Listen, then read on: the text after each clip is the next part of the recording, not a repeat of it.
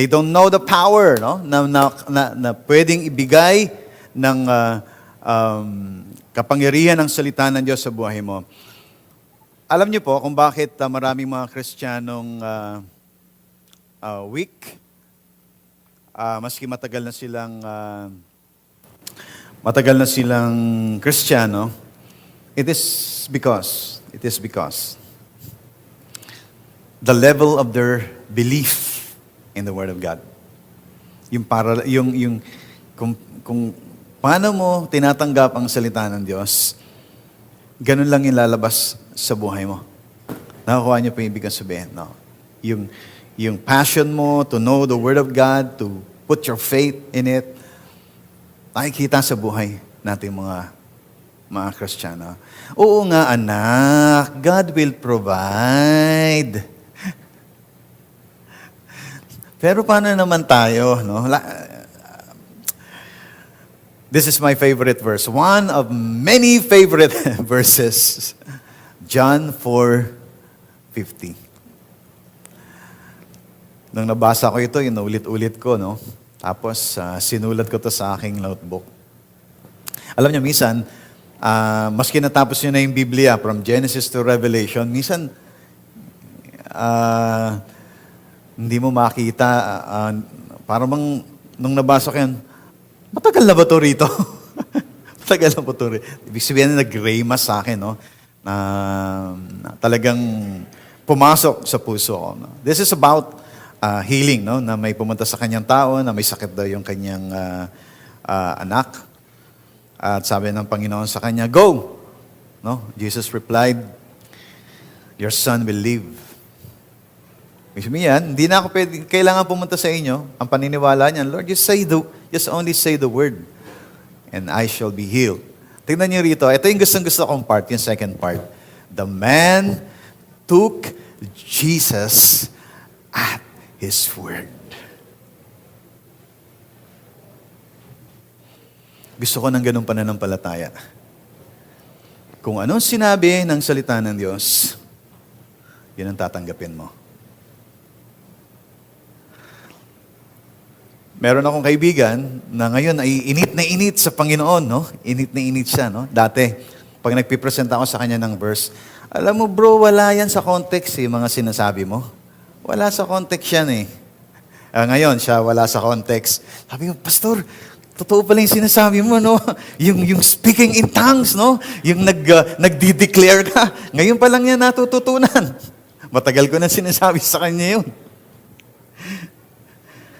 The man took Jesus at His word. When the Word of God says you're healed, you're healed. When the Word of God says you're blessed, you're blessed. The man took Jesus. So the man took Jesus' word.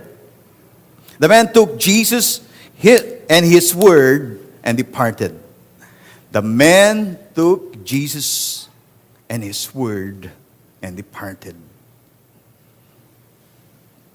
God never deals with us outside of His covenant. At tandaan niyo po ito. Kinukwento ko kay Sister Cel. Alam niyo si Lord, mayroong mga little covenants. Though ang Biblia ay covenant, pero His relationship with us is individual. Tatandaan niyo? Si Lord, pag nagmahal, hindi siya nagmamahal ng crowd. He loves us individually. Nakuha niya?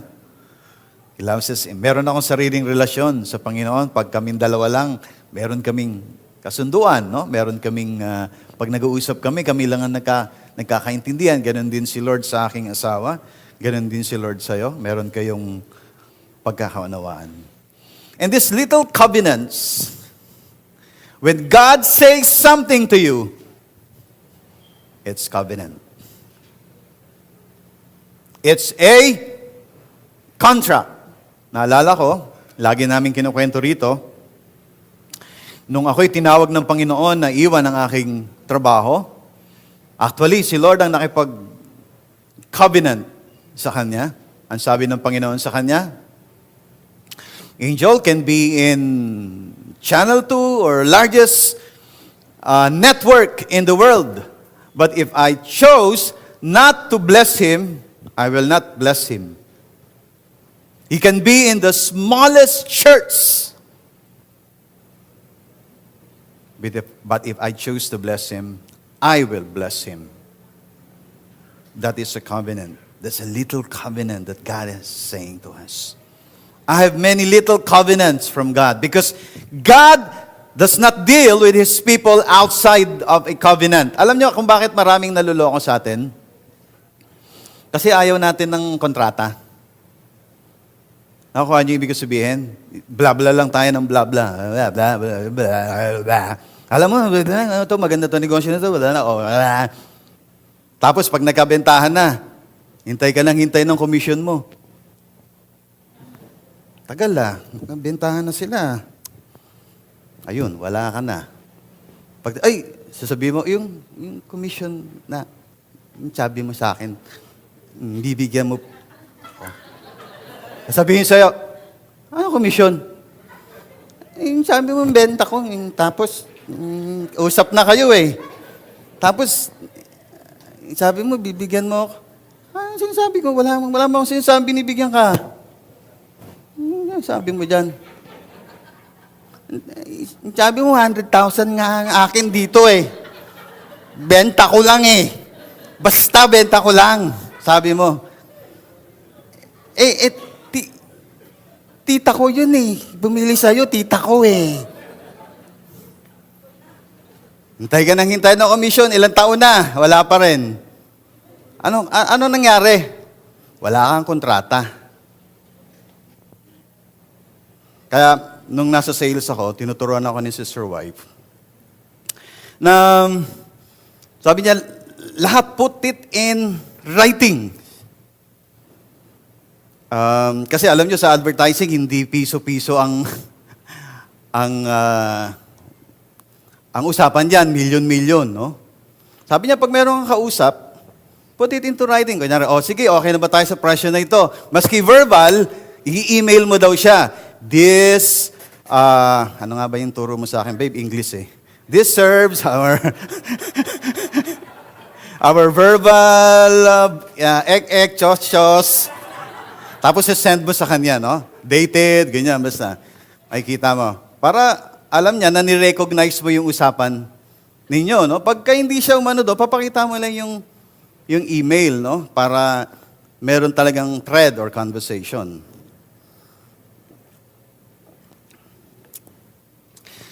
Maaaring tinuturuan tayo ng Panginoon kung gaano kahalaga ang makipag-kontrata. Because He is true to His covenant, to His transaction to us. He is true. Kaya, napakaraming pagkakataon din, no, nasa sales ako, na humihingi ng tulong, pagka naibenta mo yung programa nila, nawawala na sila, no?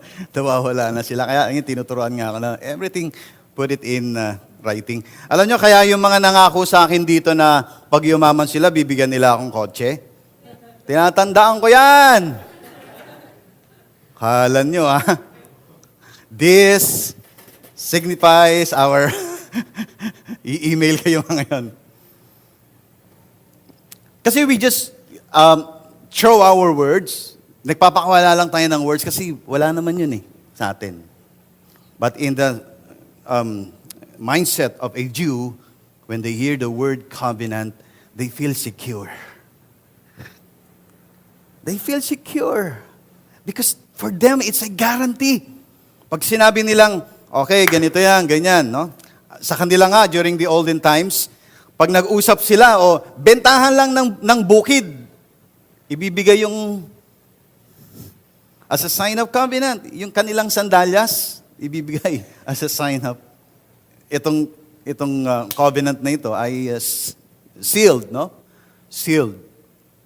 Kaya yun ang sinasabi sa atin ng Panginoon, that He is true to His word. No? One of the primary forms He uses, or God uses, for expressing His relationship with mankind is through legal agreement of covenant. Through legal agreement of covenant. So, maski sa mundo, pagka wala kang kontrata, lalampaso ka eh. Lalampaso ka, lalong-lalo na pag magaling yung lawyer. Wala kang kontrata, pero pag may hawak ka, na kontrata. Ito yung kontrata ko. So, in the Bible, God describes His relationship with mankind in various forms. Alam natin yung, kunyari, creator, creature, father and son, root and the branches, husband and wife, king and his subject, shepherd and the sheep. No? Each of these relationships brings out the different aspects of God's character and providential care for mankind in general. Now, the question, why covenant? No? Why covenant? And why does God choose to communicate with us through covenant? In Jeremiah 32:40, nakalagay dyan, I will make an everlasting covenant with them, and I will not turn away from them to do them good, but I will put my fear in their hearts that they shall not depart from me. Alam niyo ba yung God is a good God, yung sinasabi natin, God is good, sasagot tayo, and He is good all the time, is a covenant. I want to do them good. Halagay dito, in Jeremiah 32.